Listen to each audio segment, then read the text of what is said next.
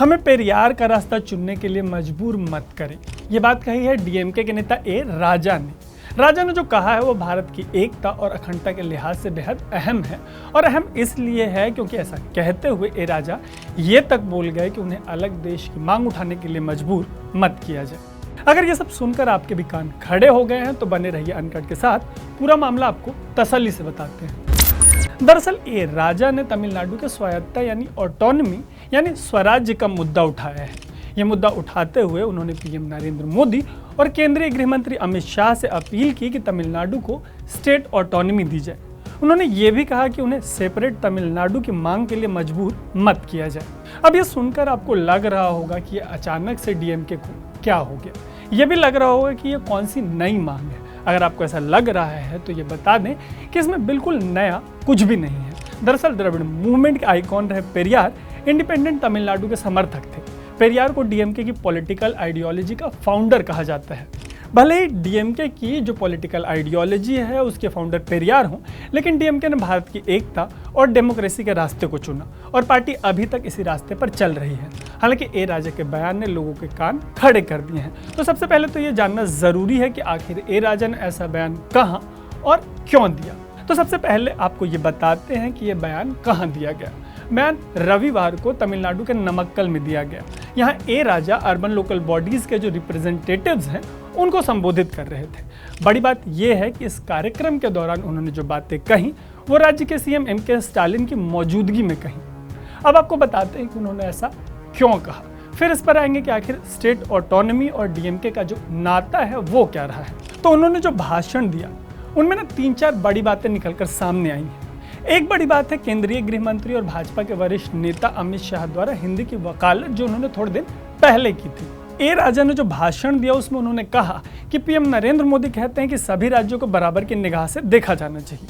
PM के इस बयान के बाद वो अमित शाह के हिंदी वाले बयान का जिक्र करते हुए बोले कि शाह कहते हैं कि अगर एकता चाहिए तो हिंदी सीखनी होगी। इसके अलावा राजा ने तमिलनाडु से देश को मिलने वाले पैसे का भी जिक्र किया है।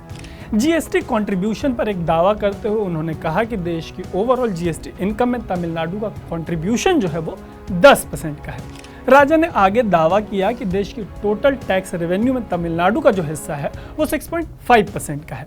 इसके बाद वो बोले कि फाइनेंशियल रिटर्न के तौर पे तमिलनाडु को केंद्र से महज 1.2% से भी कम मिलता है। उन्होंने कहा कि एक फेडरल सिस्टम में ये सही नहीं है। उन्होंने ये भी कहा कि स्टालिन इकलौते नेता हैं जिन्होंने इस मामले में केंद्र से सवाल पूछने का दम दिखाया है। इन्हीं सब का हवाला देते हुए उन्होंने कहा कि राज्य को दरकिनार करने की कोशिश मत की जाए, तमिलनाडु को स्टेट ऑटोनमी दी जाए, उन्हें अलग तमिलनाडु की मांग को फिर से जिंदा करने के लिए मजबूर मत किया जाए। ये सब कहना है डीएमके के ए राजा का। राजा ने जो कुछ भी कहा है उस पर पार्टी के प्रवक्ता जो हैं कॉन्स्टेंटिन रविंद्रन उन्होंने सफाई दी है। उन्होंने कहा कि राजा भारत की अखंडता और लोकतंत्र में विश्वास करते हैं। उनके मुताबिक संदेश ये देने की कोशिश थी कि राज्य को विकास का काम करने की स्वायत्तता जो है वो मिलनी चाहिए। राज्य को संविधान में जो अधिकार मिले हैं उनका सम्मान होना चाहिए। डीएमके प्रवक्ता ने आरोप लगाया कि राज्य के गवर्नर आर.एन. रवि ने ऐसे कई बिलों को हरी झंडी नहीं दी जिन्हें विधानसभा से पास कर दिया गया था। उन्होंने सवाल किया कि क्या केंद्र सरकार राज्य के विकास में बाधा बनना चाहती है। कांग्रेस की सहयोगी पार्टी ने तो ये आरोप भी लगा दिया है कि बीजेपी वाली केंद्र सरकार में राज्य सरकार के पास कोई अधिकार है ही नहीं। ऐसे बयानों की सोशल मीडिया पर आलोचना हो रही है। हालांकि एक मीडिया रिपोर्ट के मुताबिक डीएमके जो है उसने आधिकारिक रूप से खुद को राजा के जो ये बयान है उनसे अलग किया है। भले ही पार्टी इससे दूरी बना रही हो, लेकिन राजा ने अपने बयान में ये भी कहा है कि महीने भर पहले जब पीएम नरेंद्र मोदी राज्य में आए थे तब सीएम स्टालिन ने राज्य की स्वायत्तता का जो मुद्दा है वो उनके सामने उठाया था। फिर राजा ने यह भी कहा कि इसके बाद ये सवाल उठाया जाने लगा कि क्या पीएम के सामने एक सीएम ऐसी बातें कर सकते हैं। राज्य को जो पैसे मिलने वाली बात मैंने आपको ऊपर बताई उसे लेकर राजा ने डीएमके के फाउंडर सीएन अन्नादुरई का भी जिक्र किया है। उन्होंने कहा है कि 1969 में दिल्ली आए अन्नादुरई ने तब के पीएम और राष्ट्रपति के सामने जो ये मुद्दा है वो उठाया था। अच्छा, एक चीज ये है कि स्टेट ऑटोनॉमी का मामला डीएमके के लिए नया नहीं। 1960 के दशक में ही ये उनके राजनीति का एजेंडा था। यहाँ तक कि उनका मैनिफेस्टो शुरू ही फेडरलिज्म यानी संघवाद के जिक्र से होता है। आपके लिए जानना जरूरी है कि पार्टी ने 1963 में सेपरेट द्रविड़ नाडु की मांग को जो है वो ठंडे बस्ते में डाल दिया था।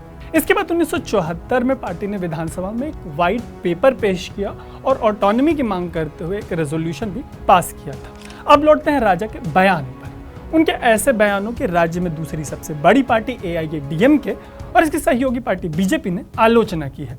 AIADMK ने कहा है कि ये बयान जो है वो गैर जिम्मेदाराना है और वहीं BJP ने इसे अलगाववाद को बढ़ावा देने वाला बताया है। भाजपा ये भी कह रही है कि लोगों का ध्यान भटकाने की साजिश है। पार्टी का कहना है कि लोगों का ध्यान भटका के ये कोशिश की जा रही है कि वो ज़रूरी मुद्दों पर ध्यान मत दें।